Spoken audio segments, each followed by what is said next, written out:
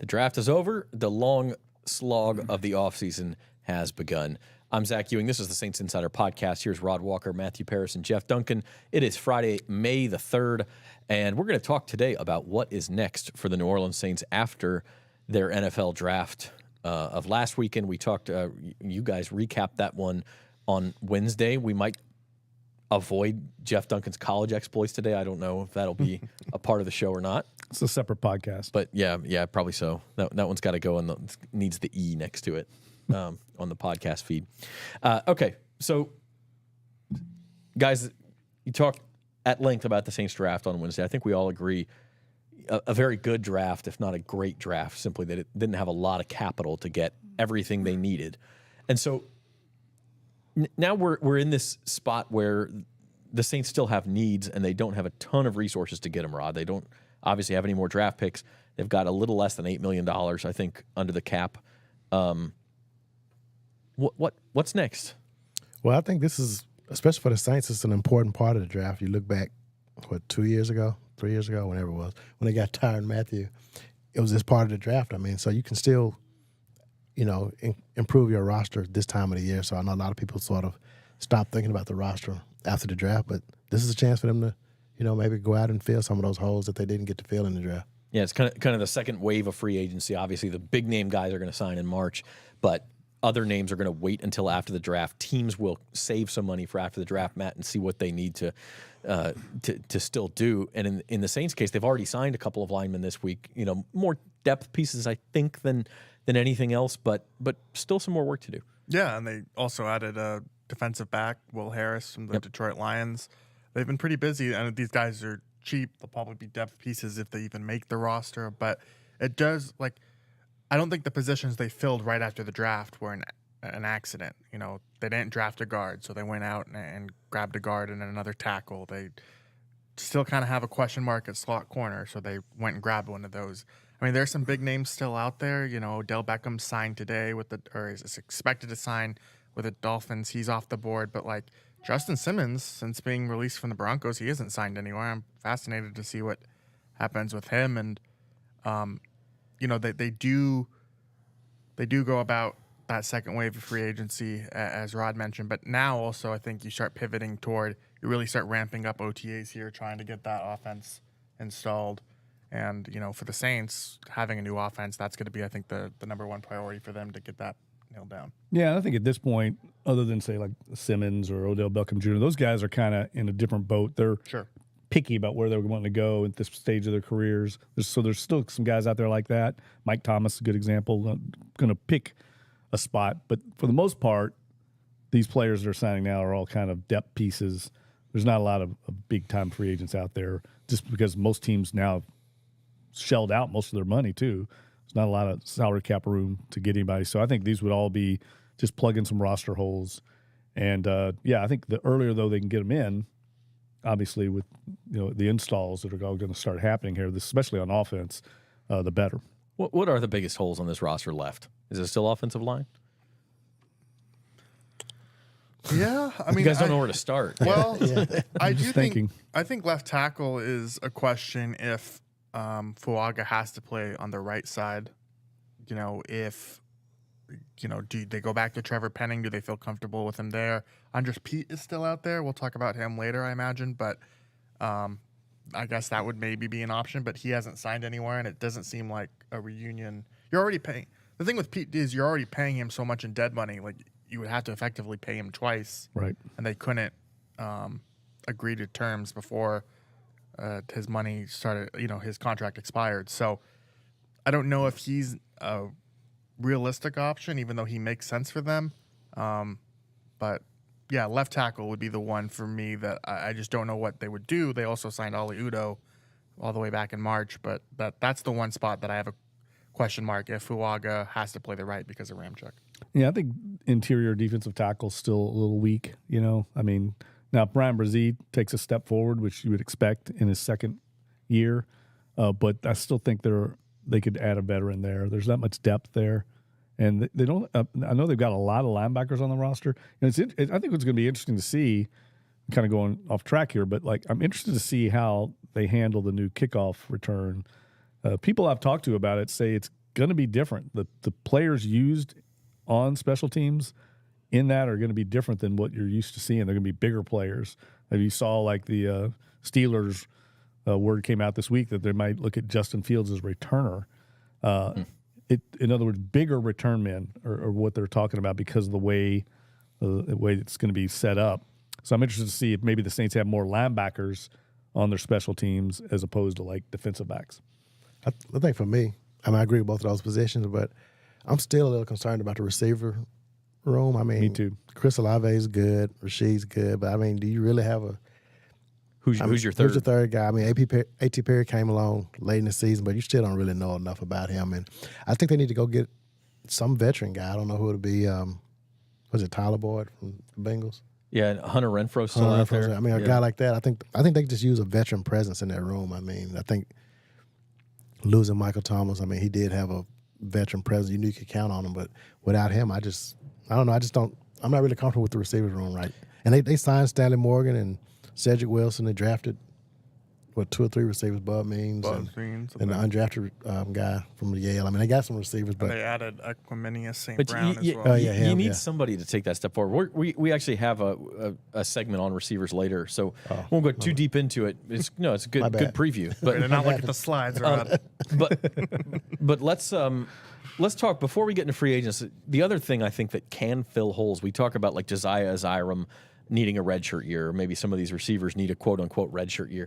With the guys who you said that about last year, your A.T. Perry, maybe he's ready. Your Nick Saldiveri, could he be ready? Trevor Penning is the obvious one. Like that is another way to fill holes, and we don't know, and the coaches may not even know until they get through OTAs whether any of those guys are actually ready to step forward and maybe play a more significant role. Yeah, you mentioned Saldiveri. That's actually another spot that I think is a question mark, is left guard, or if Saldiveri, he makes sense to maybe plug there, but if he's not ready, maybe you put Udo there. He played on the right side, but maybe he could play left guard.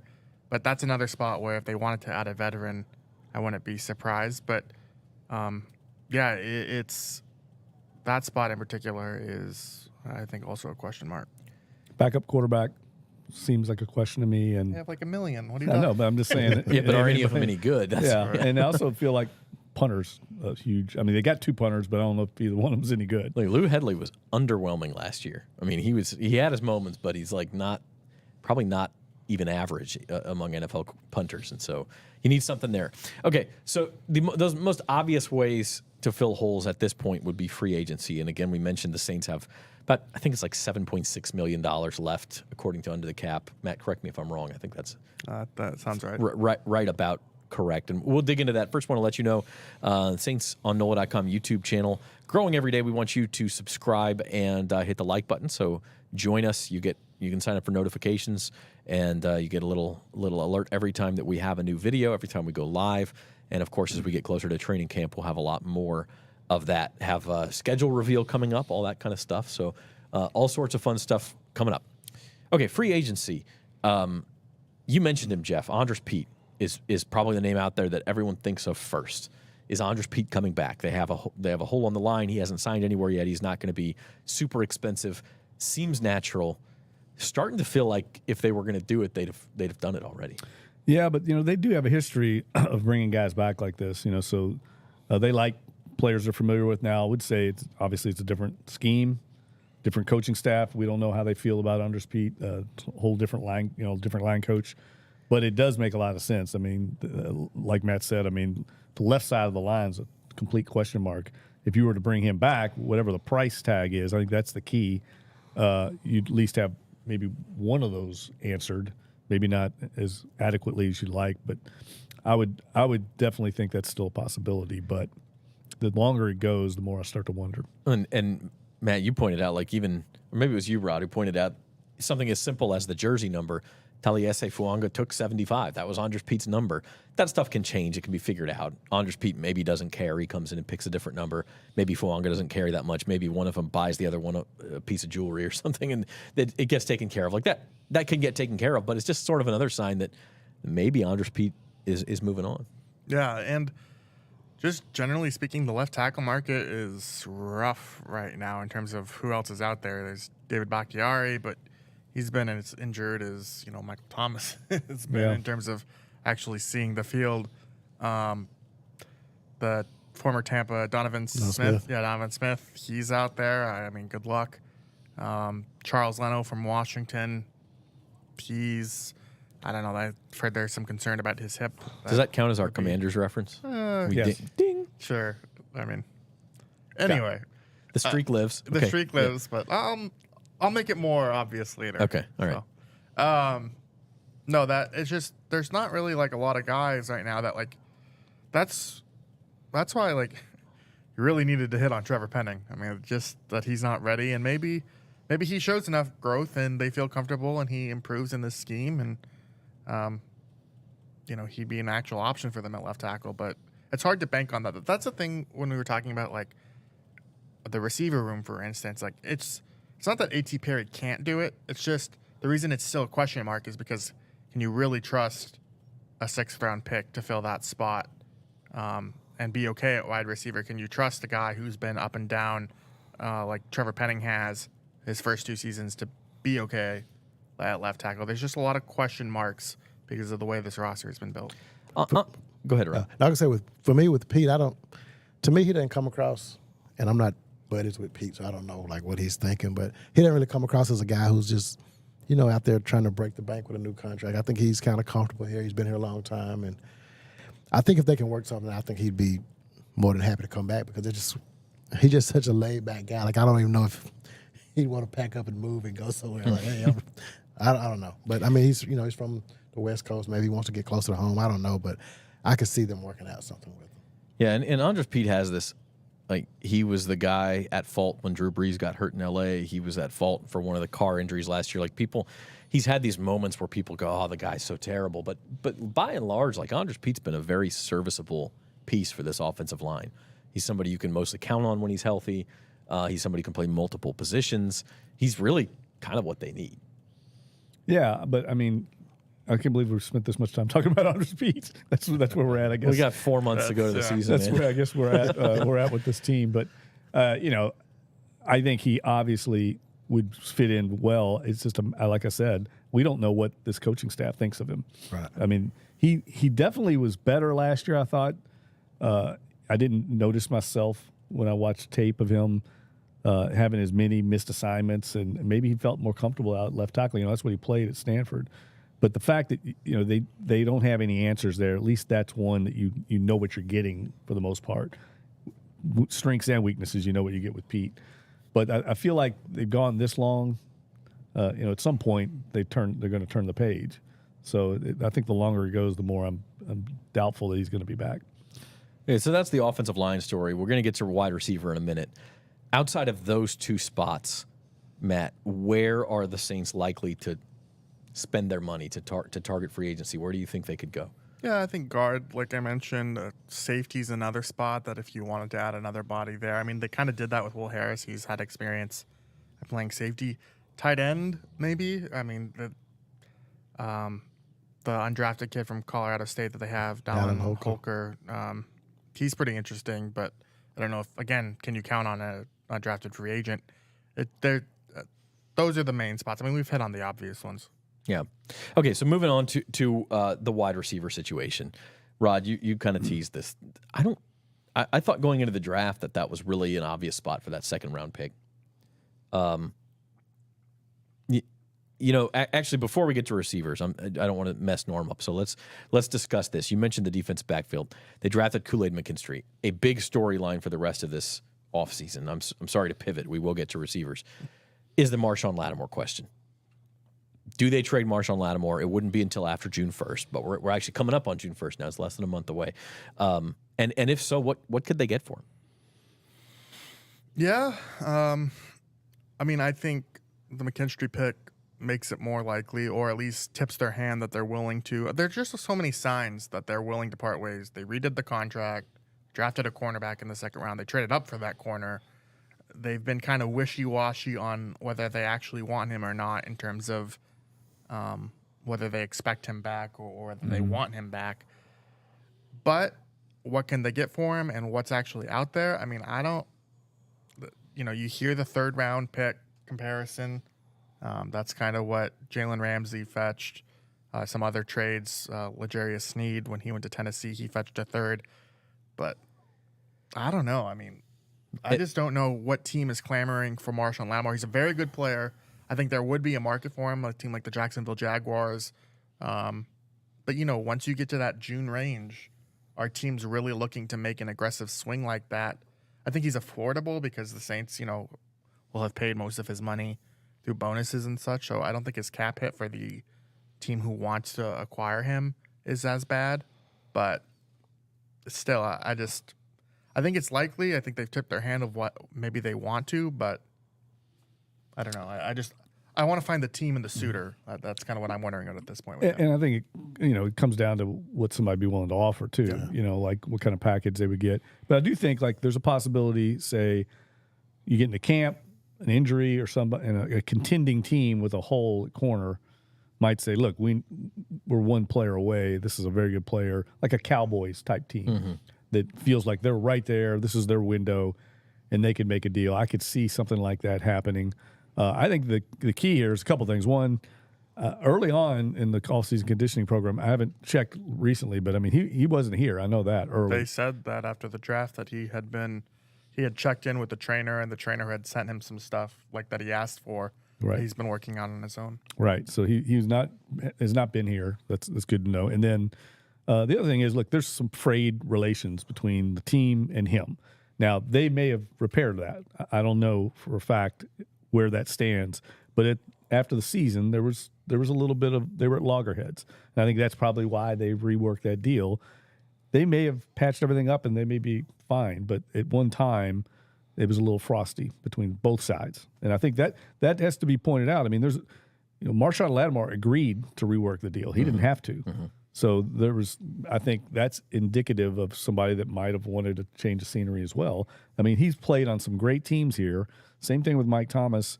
These guys were part of winning at the highest level at the NFL, and they've been winning, and their careers are kind of getting toward the end.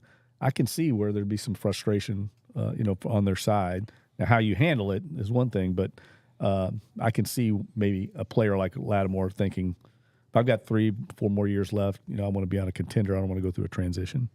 He's still a guy who can help you win, Roddy, and even with Kool-Aid. I mean, the more guys you have in that secondary, if all of a sudden Alontae Taylor gets pushed to the bench because you have Kool-Aid and Adebo and Lattimore, and I mean that's a good thing for the Saints' chances this year. Yeah, and every season I've covered a team, I think at least one of the corners have gone down at some point, and you got to have somebody to plug in. So I think, and Dennis Allen talked about it after they drafted Kool-Aid.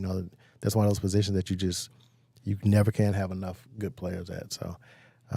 But I do think if they get something really good, I think they will. I won't say they will. I think they could actually make a move. Yeah, you see some fantasy football style trades out there.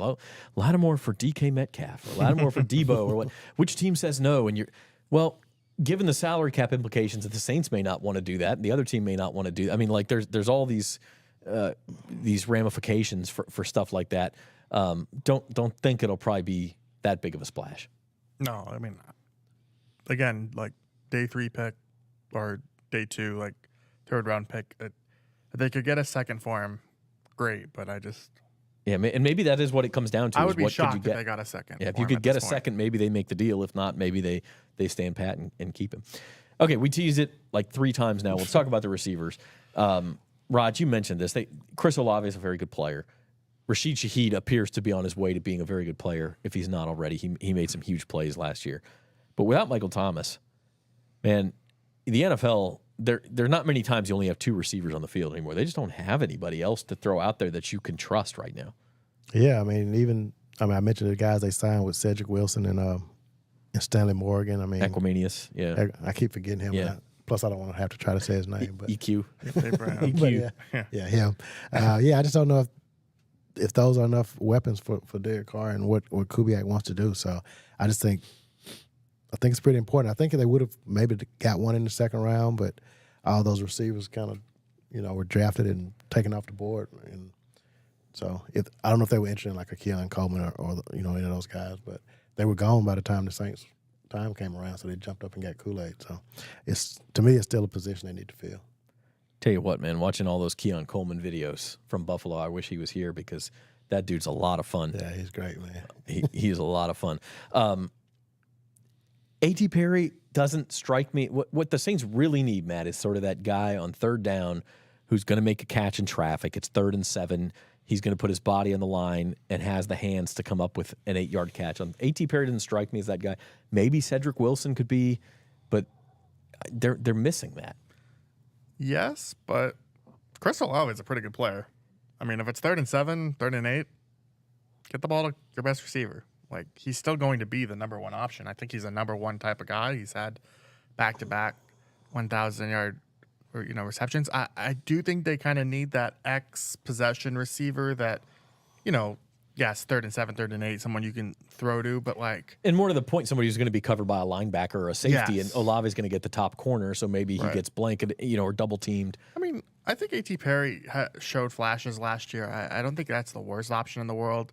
Cedric Wilson, he wasn't that productive in Miami, but he had a nice season with the Cowboys before he went to Miami 2 seasons ago. So, I don't know, maybe they have it, but there are going to be weak spots roster-wise on an NFL roster. The way the salary cap is constructed, there's only so many guys you can have, and if this isn't the best receiver room in the world, I think that's okay. But I think they have enough there to piecemeal it. I think they'll be okay, honestly. I think every team that plays the Saints this year is going to try and take Chris Olave out of the game. I mean, if I'm playing the Saints, I would double team him and let somebody else try and beat you. So I do think there's a little concern there, but I totally agree with Matt. I mean, you can't have great players at every position. You're always in the salary cap area. You're always going to have some holes.